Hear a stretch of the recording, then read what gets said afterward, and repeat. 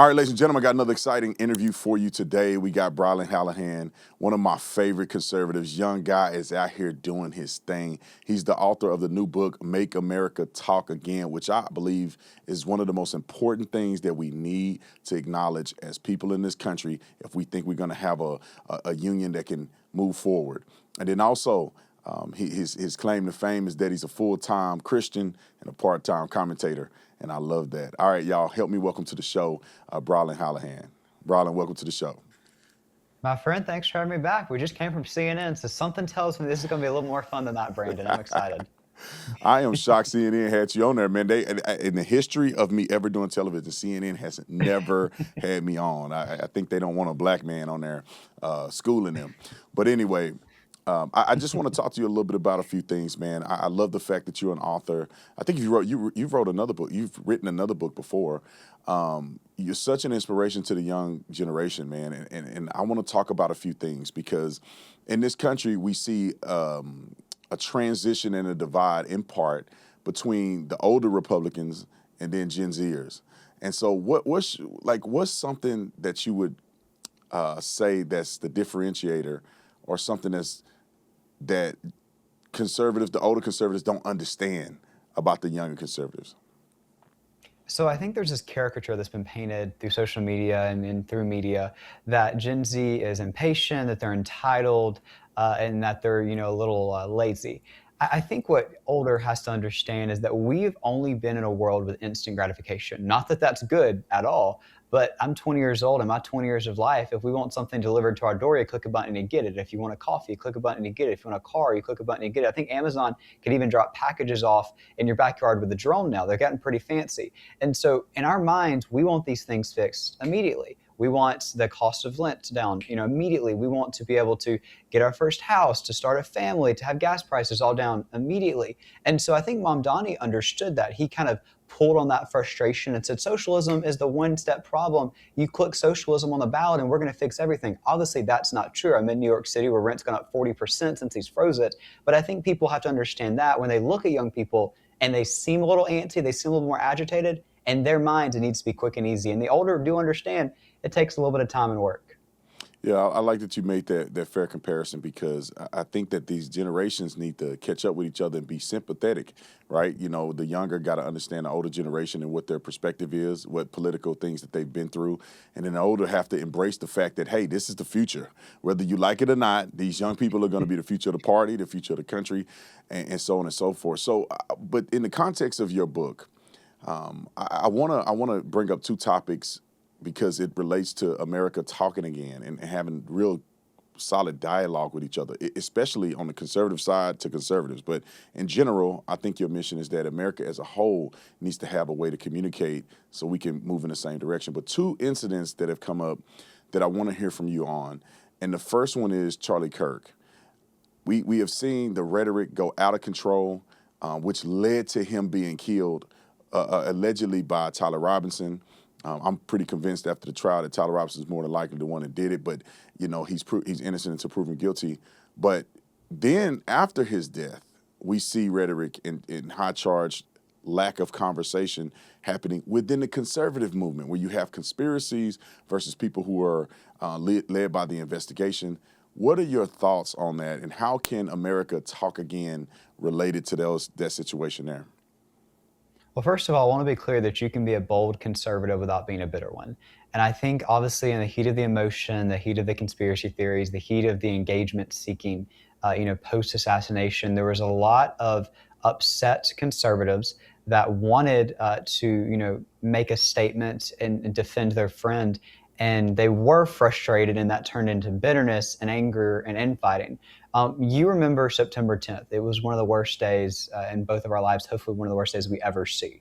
And the days after that, it was kind of one of those like September 12th after 9/11 moments where the country kind of came together. We saw some unity. The Republican Party kind of circled its wagons. And I remember looking at somebody the day of the funeral and looking at that revival and seeing how cool, that moment was of just everybody coming together in this revival and conservatism becoming cool again out of the horrible tragedy. And I remember looking at people and saying, yeah, like there's no shot we lose the midterms. Like we have our team together going into this. And since then, in the weeks and months following that, you've just seen more division than ever before. I think what we have to understand is this cannot be a race to engagement. This cannot be a race to clickbait. We can have a big tent with a lot of ideas in our party. That doesn't mean that we have to embrace the most extreme talking point possible to get some clicks and views. And because one, it doesn't win votes, it scares votes away. But two, it's not doing anything to carry out Charlie's legacy. It's actually doing the opposite. It's diminishing it. We're here with a specific target to conserve the Christian and conservative morals and values that our country was founded upon. And when we stick and go down all these rabbit holes and start supporting insane ideology because it sells views and likes, I think that goes completely away from that mission statement and it distracts us before the midterms. I couldn't agree with you more. You know, I had a gentleman, I consider him a friend. I've seen some of his stuff online, and of course, I don't blast him on there, you know, because we're friends, and I try to avoid it unless I have to.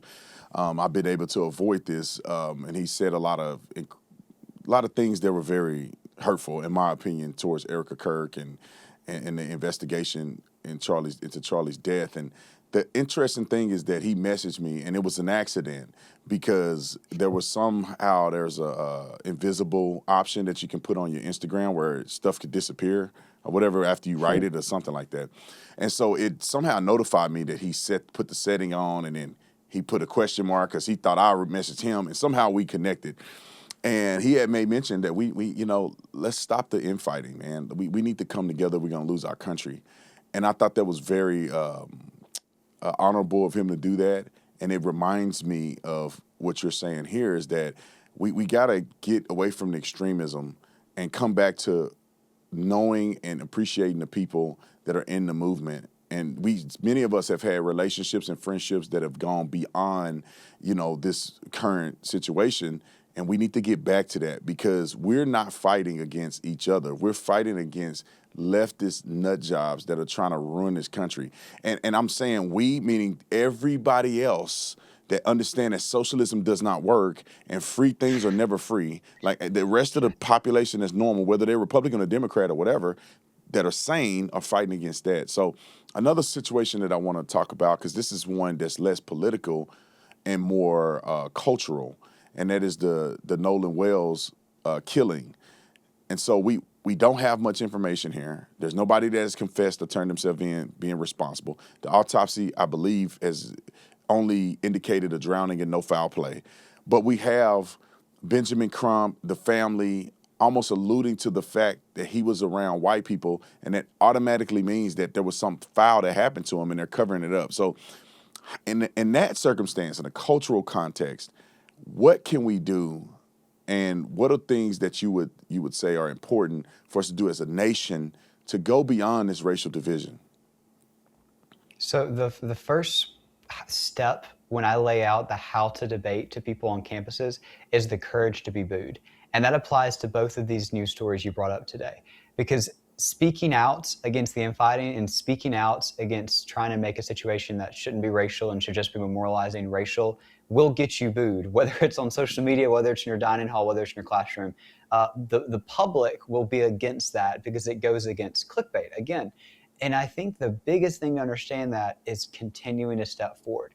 Looking at somebody and saying, we absolutely need to remember both of these horrible tragedies and both of these lives that were lost, while also not politicizing them, while also being human beings and saying, this is bad, let's find the person that did it, but I'm not sure why either of these things should be political in the slightest, is how we bring things back together. Because from Hollywood to social media to classrooms, Brandon, everything has become political because that's what sells the money. That's what moves the likes, and that's what gets election years together. So I think this business revolves around that, and it's sad and it's disgusting, but it's how they've made their money, and it's how they're going to continue to do it, because Ben Crump wouldn't have been called in if it wasn't a midterm year, and he wouldn't have anything to do if he didn't have a nighttime show to go talk on. So he wants the prime time, he wants to politicize this, he wants to scare voters, and he wants to make it seem like it's a George Floyd situation again, and the summer of 2020 repeating now summer of 2026, simply out of a tragedy. And instead, we're not talking about, like you said, the victim, Erica Kirk, or in this case, the victim of this gentleman's family.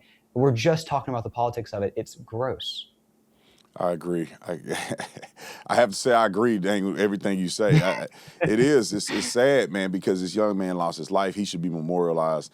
We should be talking about his life and legacy and all the good things about him. Let the investigation roll the way it should, and then we make a determination when the investigation yields something, right? I mean, if the investigation yields something that's not satisfactory, then we can say, all right, this is injustice. But you can't project injustice when there's been no injustice. Before we get back to the show, I want to tell you guys about Synergy. If you're tired of energy drinks that spike you up, make you jittery, and then crash you later, Synergy is built differently. Synergy Day gives you clean, steady energy and focus with natural caffeine from green tea. Synergy Night helps you wind down so that you can rest, you can wake up clean, not groggy. It's a simple day and night system made with natural ingredients, no sugar spikes, and no synthetic stimulant overload. Go to synergylife.com and try it for yourself. Better energy, better rest, better rhythm. So this last commentary I want to give, because this is another hot topic, and I love to hear your wisdom on these hot topics, and it is the immigration and ICE. ICE just had a fatal altercation with someone. Again, it appears that this person tried to run them over with a car after they tried to conduct a traffic stop. You know, you have one side of the country saying, look, this is the Gestapo. Donald Trump is doing all these crazy things to illegal aliens. They didn't do nothing wrong. And then you have the other side where I say weird because I feel like I'm on the other side, where we're saying, look, we got to follow the law. The law is on the books. If you don't like the law, vote it out. Vote something different in, but the law is on the books. You can't be here illegally, and you can't commit heinous crimes against people and think that they go untouched because you're a legal alien. So ICE is doing the job that they're supposed to do according to our laws and our federal law. And so what do you think about the situation, and what's your solution in part to that situation? So, Brandon, I was sitting in a TV studio yesterday when this news broke during a commercial break, and a panelist across from me who happened to be on the other side of the aisle, we both received this news in our ears around the same time. And my immediate response back to the producer was, what was the victim's name? Let me start praying for them. Like, this is so sad and horrible, because I'm a human being. And my thoughts immediately went to, there's a tragedy, there's a death. That's so sad. That's the only extent of my thought. That was it. And the person across from me is like fiercely typing. And I'm like, what's going on? Like, what are we doing? And they're like, we got to get a protest together, and we got to get a rally out here, and we need TV cameras, and we need to get this moment, together. And in my head, I'm like, they're thinking about the midterms. Like, they're not once did they stop and ask for the victim's name. Not once did they stop and ask for how they could pray. They didn't ask for any details. They immediately were like, how can we turn this tragedy into an opportunity for our party to triumph? And it's gross. But I think it gets to a bigger narrative. They do this every single time because they don't have good candidates, they don't have good policies, they have to use tragedies to fearmonger people into voting for them, and it's how they've won the Gen Z monopoly in the past. Now, they lost it in 24, and you were at the Trump rallies that I was at, where we waved signs that said mass deportations now. Mass deportations are not a surprise. Just like you said, this is what the American people voted for in every single swing state. It's not like something that was forced on them or we pulled the wool over their eyes. We passed out rally signs that said mass deportations and gave them out at every rally, and people waved them, and young people were begging for them when we did the campus speeches the president did. And they voted for it, and now they're getting it. And this is going to clean up the country because, this is my final thing, there's a 23% rent increase under Biden in sanctuary cities. 23% rent increase. I wonder why that would be. Would it possibly be because we had illegals coming in and taking apartments and houses that young people could be moving into and starting families? Maybe, just maybe, it would be easier for Gen Z to start and attain the American dream if there wasn't so many illegal immigrants taking those spots from them. I love what you said, the American dream. That's the crux of all of this. I think we've gotten away from that. I think we've gotten into a nightmare somewhere, but there's a such thing called the American dream, and there's a blueprint that has already been established from our founding fathers all the way to the success that we see from many of the people that have done great things in this country. I want to get to your book, Make America Talk Again.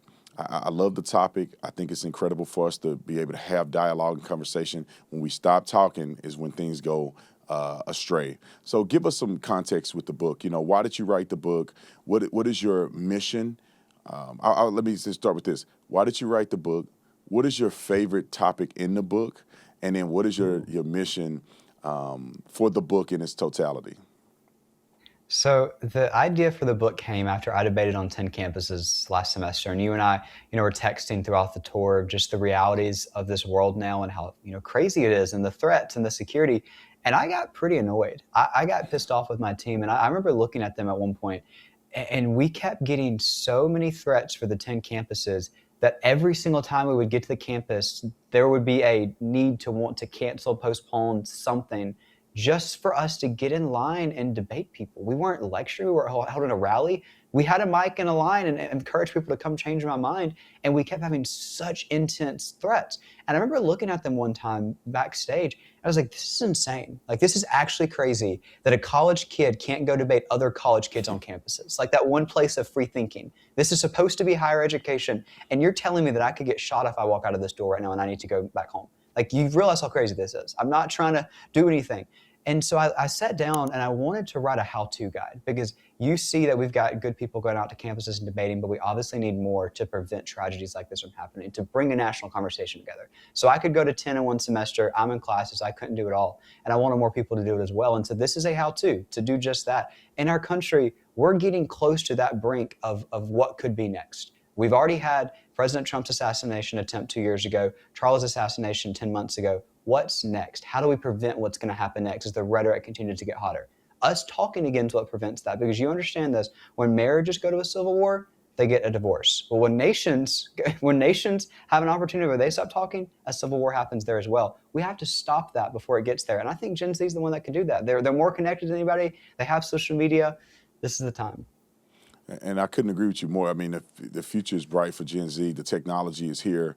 It's a gift and a curse, right? You know, social media can be used as a tool for evil, and it can expand very rapidly, but also a tool for good. Because we both know when Charlie was assassinated, his videos went crazy. Like, people from all over the world that never heard of Charlie, never listened to Charlie, people in my family were like, I ain't had Charlie Kirk. I ain't never heard of the guy. But then I start watching the stuff. I agree with everything he say.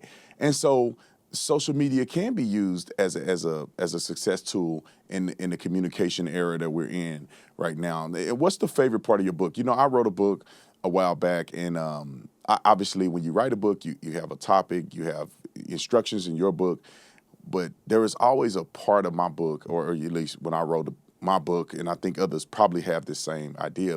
There's a part of the book that's like your favorite thing. Either it's the intro and how to start the debate, or it's the conclusion of what the debate can lead to, or, you know, how to handle yourself on campus. It could be a story that you told in the book. Like, what part of the book is like your favorite part? I think it's my message to our own party to stop rolling over. I remember two specific instances. One, I was at the University of Arkansas. I just finished debating. We're doing a meet and greet line. And this girl comes up and she's whispering, Brandon. And I can't figure out, like, is she in witness protection? What's the situation here? Why are we whispering our name? And I was like, are you okay? Like, are you good? And she was like, yeah, I just don't want people to know I'm here. And I'm looking around like, what is going on? And come to find out, she was threatened to be kicked out of her sorority, kicked out of clubs, kicked out of SGA, just for coming to a Christian conservative debate on a campus. And I'm looking at her and I'm like, you realize this is America? Like, you have every right to be here. One. Two, this is Arkansas. We're on an SEC campus in a red state. What do you mean you're being threatened? And she's like, it's the reality. Like, we're not supposed to be here. And so that was sad and kind of, broke my heart for that situation there. The next week, I'm at Ole Miss. Again, a red state, as bright red of an SEC's campus as you can get. And a student in the Q&A line says that they've had a harder workload this year because of the liberal professors. And I'm kind of trying to understand his point. I'm like, could you just unpack that a little bit for me? And he said, yeah, I write two versions of all my essays. And I said, well, why would you do that?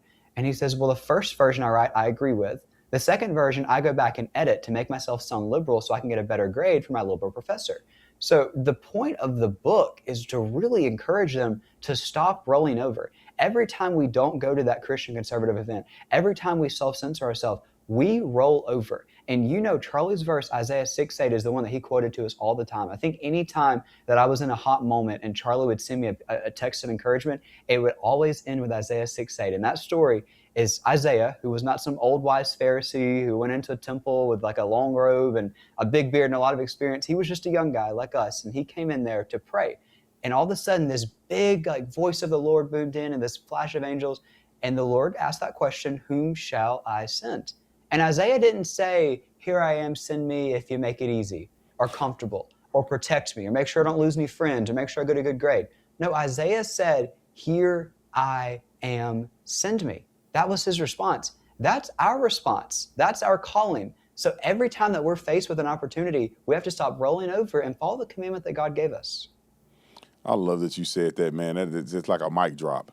We have to stop rolling over, and it's gonna be okay. In the end, we win. That used to be a term that I used when I would go on and do my speeches, and I have the crowd yell, "In the Yeah, end, we win." And that's how it is when you stand up and you're courageous, especially you're doing things unto the Lord. You're gonna be okay in the end. Those friends that filter out, they were never your friends in the first place. All of my friends that we initially disagreed politically, we're still friends. Who cares? Like, it's my thought. Let's go talk about it. Let's, hang out and have a discussion. But nobody who is your real friend is turning their back on you because they disagree on a few points. So when you lose those friends, they were never your friends in the first place. When you get backlash, that means you're doing the right thing, especially if you're doing, right. things unto the Lord. So I love that you said that because the men who founded this country did not back down.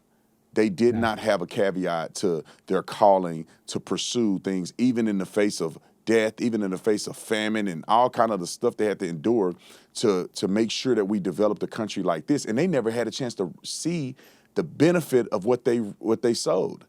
And so we have to Yeah. be more prominent. Um, You're right. I And on got the one more. topic of Yeah, go ahead. friends, let me say this real quick. You have been one of the best friends in this business in a moment that everybody else, has been a business of vipers. And I don't know anybody that's checked on me better, that's texted than Brandon Tatum. And I'm not saying that was on a show. I've told him that privately. And it genuinely means the world. He's kind of held our movement together. He didn't have to do that, but we were looking for somebody to kind of keep everything sane in a moment of insanity and a moment of mourning, and he did that. We talked about this last time you and I were together in person, but immediately after the assassination, I'll be honest with your audience, I haven't said this publicly yet, but I was angry. I was angry at God. I was angry at the world. I was angry at the movement. And I remember asking God one night, praying. We were coming back from an event I think you and I were doing together in Virginia.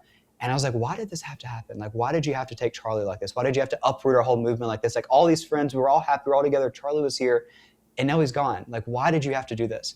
And I will never understand why God did it. And I will always think that there could be a million different ways that God could have had his will be done. But how selfish of me to tell the creator of the universe how to carry out his plan. And I totally wish that Charlie was still here. And I totally wish that us three could be hanging out and life would, in my mind, be so much better. But if we say that we trust God on a t-shirt or on our bumper sticker or in our Instagram bio, we have to trust God in the hard times too. And out of a tragedy, he brought a friendship like us together. And so I am thankful for that. I love that, man. You're such a star, man. I really appreciate you. You're genuine. And for everybody that watch this, I know people give you a little backlash online. They never met you. They're jealous. They wish they could be you. And to be quite honest, I just see it as sure as the noonday sun. I met you, your mom, at the Virginia event, man. And this is why I wanted to interview you. This is why I want to, help all the people read your book because you're such an intelligent, balanced, Christ-loving young man, and I'm very proud of you, man. And I can't say enough about it, So I just want to make sure I throw that out there for the audience. But I know people say things behind your back and they hate on you, and there's a lot of people that love you. But one last question before we end this Please. is that what do you say to people that, or what's your advice to others when you have people that hate on you, but they never met you? Because it's an impulse to say, screw y'all, online and say these things to defend yourself. But what's your advice to young people that's in your position where they get backlash and people say all these hurtful things to them, but they never met them, so they really don't know them, but they're projecting that. What's your advice to young people in that situation? It depends on where you put your identity. And I think that's the biggest thing. If your identity is in your social media comments, if your identities are in the bullies on your campus, if your identity is in the professors that are going to speak down to you, then that's going to bring you down every time. If your identity is in the Lord, it's going to be all right. I remember, and you and I spoke about this, that it was very, very difficult. Obviously, it was just everything going on social media and all the attacks there. But I could turn my phone off and I could completely mute that. But I would walk on campus on my way to class, and I'm telling you, I've never seen this kind of heckling. I mean, people waiting outside my apartment to scream at me as I'm walking to class in my backpack, people in my classes standing up and saying things, making comments, people waiting for me after classes, standing up and making their comments. And I remember walking home one day and I was like, this is it. Like, I can walk away from this business. I can totally hang my political hat up. Nobody will blame me. Everybody will get it. We're mourning. I'm being attacked. I could go back and get more sleep and get my homework done on time and not worry about this politics mess and let somebody else fight this fight, because they'll do it, right? Like, it'll be okay. They don't need me for this. And I remember getting back and I said, where's my identity? Is it in this? Because it's always going to eat me up if it's in that. But if it's in God, I'm all right. And that's where you got to stay. I love that, man. Brilyn, you wrote the book, Make America Talk Again. Where can people buy your book? Brylynbook.com right now, Brilyn book.com, and you can get your signed copy right there. You can get a bundle with the first book, like you said. And we did a book in high school, we did a book in college, so I guess we'll see what happens my next few years. I love that, man. Everybody go out and get a book, support this young man, read it. Even if it's not for you, get the book and give it to somebody you know need to read this Please, so they can be your more kids and prepared grandkids. to have good debates. So thank you, Brilyn, for coming on. God bless you, brother. Also, where can they find you on social media? Because I know a lot of people want to follow you as well. Yeah, anywhere with a social media connection, we are. All the apps. It's just at Brilyn Hollyhand, and we got a lot of fun and a lot more hot takes there, so I appreciate it. All right. Thank you, Brilyn. God bless you, brother. And tell Mama I said hello. I will. Thank you, Brandon. This was fun.